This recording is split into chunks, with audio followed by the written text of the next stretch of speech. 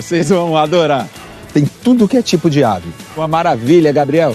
Sem falar dos macacos, rinoceronte, elefante e tudo que é tipo de mamífero. Eba! Agora o papai vai vender frutas e verduras para alimentar os bichos que vivem aqui. É, a maior responsa. Ah, olha lá o Felipe.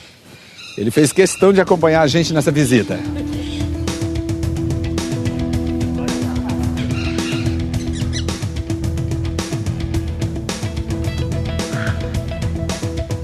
Bom, a gente pode observar que tem várias espécies diferentes de aves.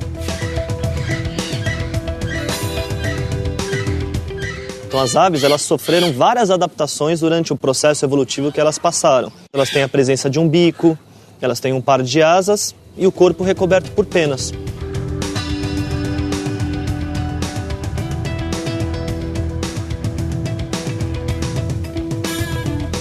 As asas é uma adaptação ao voo. Então isso é uma das principais características das aves. Se você observar a anatomia desse animal, os ossos são chamados ossos pneumáticos.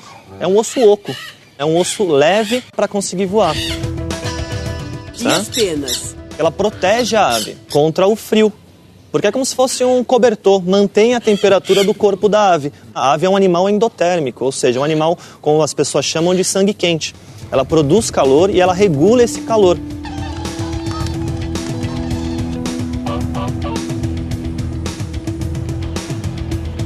As aves não possuem dentes, elas têm um bico, por isso que você vê aves com formatos de bicos diferentes, porque eles têm uma dieta diferente.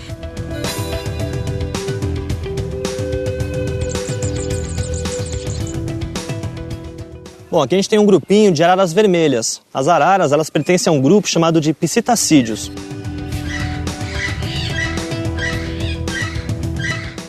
A principal característica desse grupo é o bico, ele tem o bico curvado. E essas aves, elas comem sementes. Então esse bico curvado auxilia ela a quebrar a sementinha.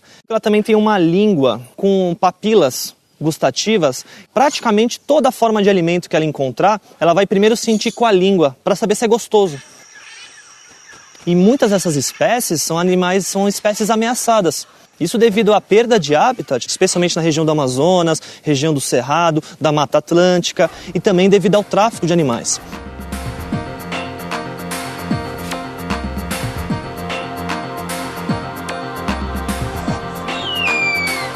Bom, aqui nós temos um dos maiores exemplos de ave de rapina do mundo, que é a arpia. Arpia ou gavião real. Aves de rapina são as aves caçadoras. Todas essas espécies têm adaptações à caça. A visão apuradíssima, ela consegue enxergar uma presa a centenas de metros. A audição é uma audição muito aguçada. Então ela consegue mapear o ambiente ao seu redor em busca de pequenas presas, roedores, alguns pequenos mamíferos também. Ela tem as patas, que são patas grandes, unhas fortes e um bico muito potente e afiado. E para não assustar o animal quando ela se aproxima na hora do bote, ela tem algumas penas modificadas que vão tornar o voo de uma ave como essa muito silencioso.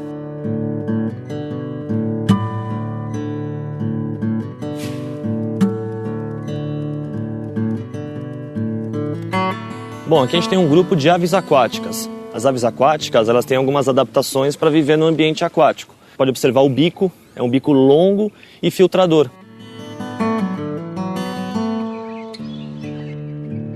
Se a gente observar os pezinhos, é o chamado pé de pato, né? Ela tem algumas membranas, que é uma pelezinha chamada membrana interdigital. Isso auxilia as aves no momento que elas forem se locomovendo nos rios e lagos. E um animal que passa boa parte do seu tempo dentro da água, ele não pode se molhar, senão ele ia ter hipotermia, né? Então eles têm uma glândula chamada glândula uropigiana que fica na base da cauda. E eles vão passar o bico nessa glândula, vão retirar um óleo e vão espalhar esse óleo por todas as penas. E não é uma característica só desse grupo, essa glândula uropigiana é uma característica da maioria das aves. Isso mantém o corpo isolado, não só isolado da própria água, mas também isolado do frio. Então eles vão arrumando essas peninhas, é como se a gente estivesse arrumando o nosso casaco, nosso moletom. É para evitar que entre vento, que o animal perca calor. Toda ave que não voa, pai? Tem ave que voa e outras só conseguem correr. Não é isso, Felipe? É isso mesmo, a maioria das aves voam. Mas tem algumas espécies, Gabriel, que elas não conseguem voar. São chamadas aves corredoras. Elas possuem penas, como todas as aves, elas possuem asas também, mas são asas vestigiais, são asas reduzidas, não têm a função do voo. Então elas não desenvolveram pernas fortes, pernas longas, que é para ter essa capacidade de atingir grandes velocidades. Então a gente tem vários exemplos, temos aqui o emu, que é uma das aves símbolos da Austrália, é uma das maiores aves do mundo. Temos até um animal nativo do Brasil, que é a ema, muito conhecida, também parente do emu, e o avestruz, que é a maior ave do mundo. O avestruz pode chegar a 150 quilos facilmente, né? Um outro exemplo, que é um exemplo muito conhecido, é o pinguim. O pinguim é uma ave nadadora, ele passa mais de 6 meses só dentro da água. E no ambiente aquático não há necessidade de voar. Possui asas, claro que possui, mas são asas adaptadas como se fossem nadadeiras, né?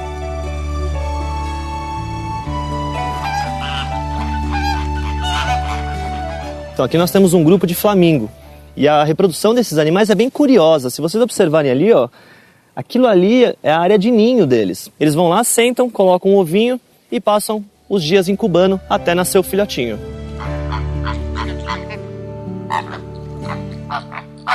Ali tem vários, cada um faz o seu? Cada um faz o seu. E se for bobo naquele meio, você perde o seu. Porque tem os preguiçosos também. Eles vão roubar o ninho do amigo do lado, porque o amigo do lado tem um ninho mais bonito, tem um ninho maior.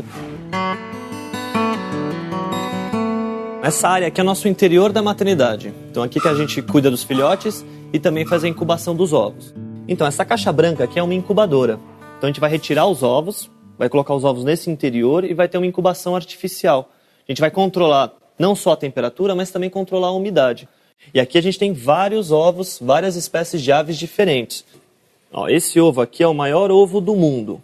Pertence à maior ave do mundo. Avestruz.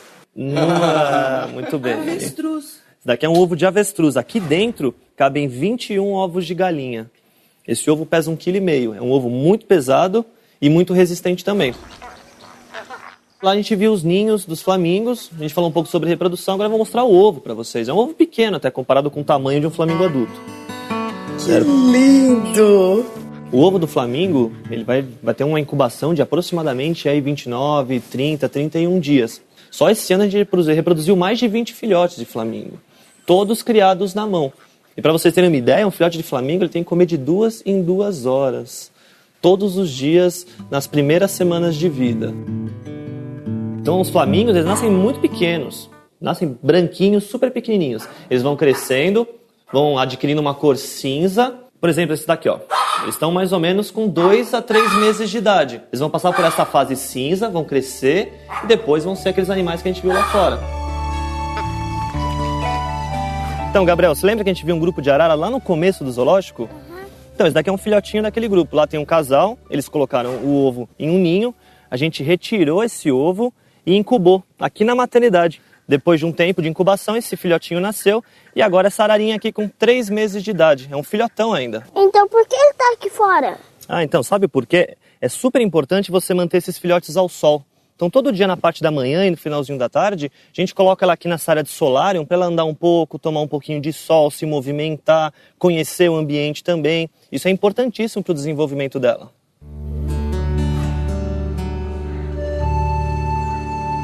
Muito bacana esse trabalho de reprodução de aves em cativeiro, não é mesmo? E reprodução de mamífero vocês conseguem também? Conseguimos sim, de várias espécies até. O que é mamífero, mamãe? Mamíferos são os animais que mamam nas mães quando filhotes. Os cachorros, os gatos, a gente. A gente é mamífero? Você não mamou no peito da mamãe quando nasceu? Mamãe. Então, você é mamífero. É exatamente por isso. Os mamíferos, o nome mamíferos nasceu da ação de mamar. A mãe ela vai ter glândulas mamárias. Essas glândulas mamárias irão produzir leite no período que ela estiver amamentando o seu filhote. E os filhotes, quando nascem dos mamíferos, eles nascem de um período de gestação da barriga da mãe. São chamados animais vivíparos.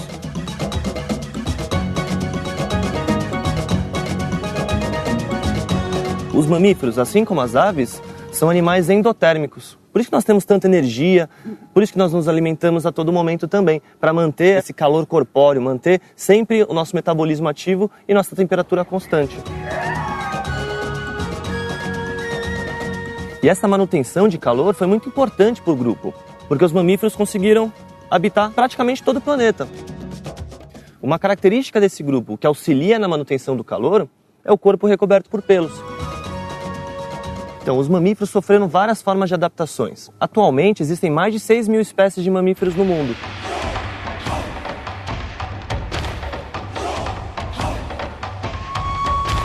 Algumas adaptações, como no caso a baleia, que é um animal aquático, ela não tem braço como nós, ela tem nadadeiras. Baleia não é peixe? Não, filho. Baleia é mamífero. Baleia parece o peixe, vive na água. Mas a baleia fêmea tem glândula mamária e elas amamentam os filhotes com leite. Nós temos várias espécies de mamíferos aquáticos, inclusive. Nós temos os marinhos e temos os de água doce.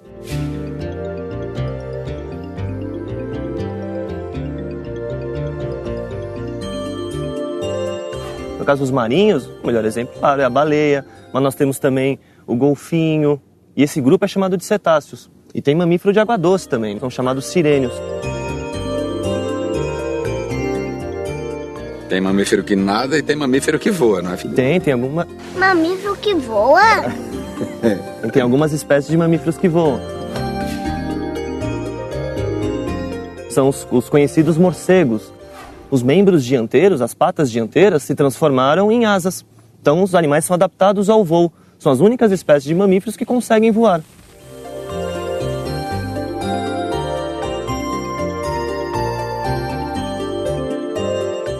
Tem até mamífero que bota ovo. Ah, peraí. Mamífero que bota ovo, Felipe? Tem sim um mamífero chamado de ornitorrinco. Não só o botar o ovo que é o diferencial, ele também possui um bico. Então um mamífero que bota ovo, que tem um bico, mas que tem o corpo recoberto por pelos. Além dos ornitorrincos, nós também temos outras formas diferentes de mamíferos, que no caso são os marsupiais. O exemplo mais conhecido é o canguru. Nos marsupiais, o filhote ele vai nascer pouco desenvolvido. E após o nascimento, ele vai subir e vai entrar em uma bolsa, que é uma bolsa que fica aqui na região da barriga, que é chamada de marsúpio. E nesse marsúpio ele vai terminar a sua fase de desenvolvimento.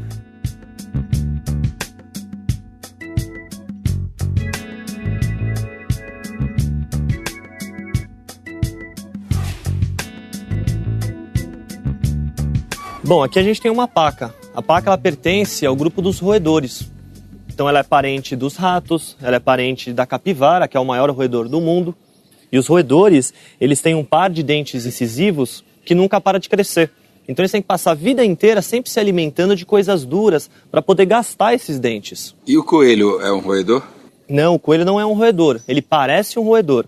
Mas o coelho ele pertence a um grupo chamado de logomorfa. Eles têm 2 pares de dentes incisivos na maxila superior e somente um par na maxila inferior. Ô, Gabriel! Olha aqui o tamanduá. Aqui é o nosso grupinho de tamanduás bandeiras. Então o tamanduá, ele é um dos poucos mamíferos que não possuem dentes. São os edentados que a gente chama. Edentados? Edentados, isso mesmo. E se vocês observarem as unhas, eles têm unhas desenvolvidas e muito fortes. Então ele vai usar essas unhas para quebrar o cupinzeiro, para quebrar o formigueiro. E aí com a língua, uma língua bem pegajosa, de 60 centímetros, ele vai lambendo e as formiguinhas vão grudando e assim ele vai conseguindo consumir o alimento. Quantos cupins e formigas eles comem por dia? É uma quantidade muito grande. Eles podem comer aí uma média de 35.000 cupins e formigas, né? Não tem como você oferecer a mesma quantidade de insetos, de formigas e cupins principalmente, que esses animais se alimentam na natureza. Essa papa especial vai suprir toda a necessidade que ele obteria na vida livre, né?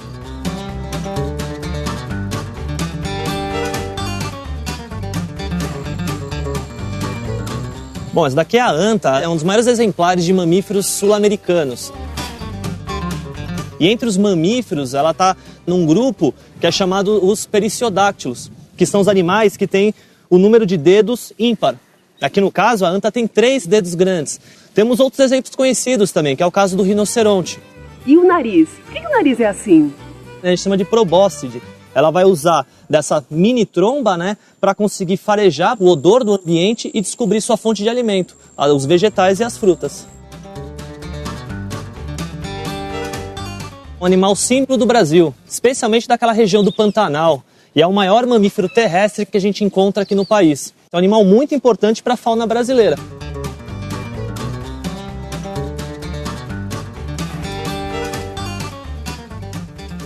Então, essa daqui é uma girafa. A girafa ela pertence a um grupo na classe dos mamíferos chamado de Artiodactylus, que são os animais que têm os dedos divididos em números pares. No caso aqui, a girafa ela tem o casco que a gente chama o casco bipartido, que é o casco dividido em dois, muito similar ao casco da vaca. A girafa ela é conhecida por ser o mamífero mais alto que existe. O macho ele pode passar dos 5 metros de comprimento, enquanto que a fêmea pode chegar aos 4, 4,5 de altura. Isso é devido ao tamanho do pescoço. Mas por incrível que pareça, o número de vértebras que ela possui no pescoço é o mesmo número de vértebras que nós possuímos também, que são 7. Só que as vértebras dela, obviamente, são alongadas. Então elas se alimentam de vegetais. E para colher esses vegetais, ela vai utilizar de uma língua áspera e muito comprida, de 30 centímetros. E lá na África, na savana africana, que é o habitat, que é o local de origem desse animal, elas vão se alimentar de uma planta chamada acácia, que é cheia de espinho. A girafa, com a sua língua, consegue se alimentar desse vegetal sem machucar a sua língua. Se vocês observarem bem, ela tem algumas manchas características. É como se fosse uma digital. Cada girafa tem a sua. Nessa área, aqui nesse recinto, é o recinto dos hipopótamos. Nós temos um casal e um filhote de 1 mês de vida. Então são animais aquáticos, eles passam boa parte do dia na água.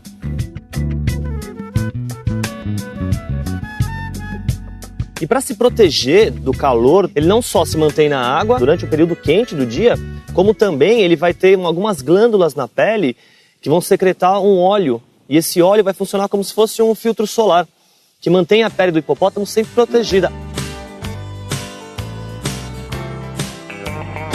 Felipe, quanto tempo o filhotinho fica na barriga da mãe? Varia um pouco, mas normalmente são 240 dias o período de gestação.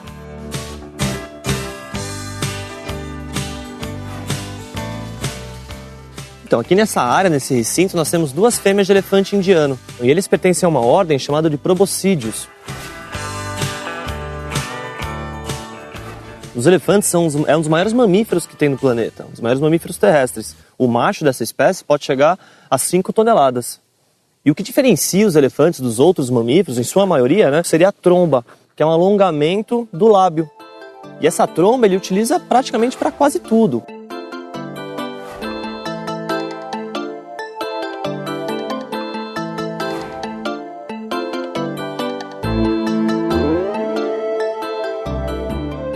Então, aqui nós temos uma fêmea de lobo-guará. O lobo-guará ele pertence à família dos canídeos e é um dos maiores exemplos de canídeos brasileiros. Ele é um animal símbolo do bioma do Cerrado, que é um bioma muito importante aqui no Brasil. Ele está dentro de uma ordem, que é a ordem dos carnívoros.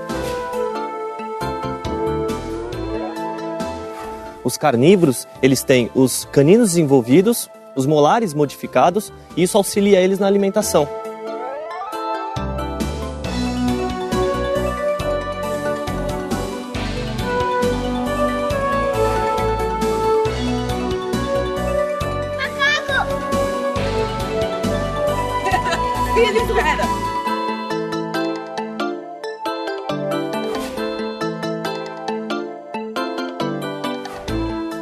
Ó, pessoal, isso daqui é um primata amazônico conhecido como o acari vermelho. É uma espécie muito rara de primata. Os primatas possuem os membros alongados. Além dos membros alongados, eles possuem 5 dedos em cada mão e esses dedos com unhas. E eles também têm o polegar. E esse polegar, junto com os outros dedos, auxilia esses animais no dia a dia para manipular objetos. A maioria dos primatas tem a cauda longa e eles utilizam essa cauda como um 5º membro. Mas pela capacidade que eles possuem de absorver toda essa informação do ambiente, eles são considerados animais muito inteligentes, além de ser animais bem sociáveis também.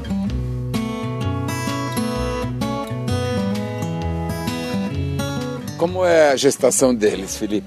A forma de gestação que os primatas, em sua maioria, possuem é muito similar com a nossa. É que o tempo ele vai variar de espécie para espécie. E uma outra curiosidade desse grupo, o cuidado parental, ele é muito intenso. Tanto a mãe, principalmente, claro, como o pai, eles vão ter um cuidado e uma observação em cima do filhote praticamente diários, na amamentação, nos cuidados, na limpeza, na higiene e também nos ensinamentos.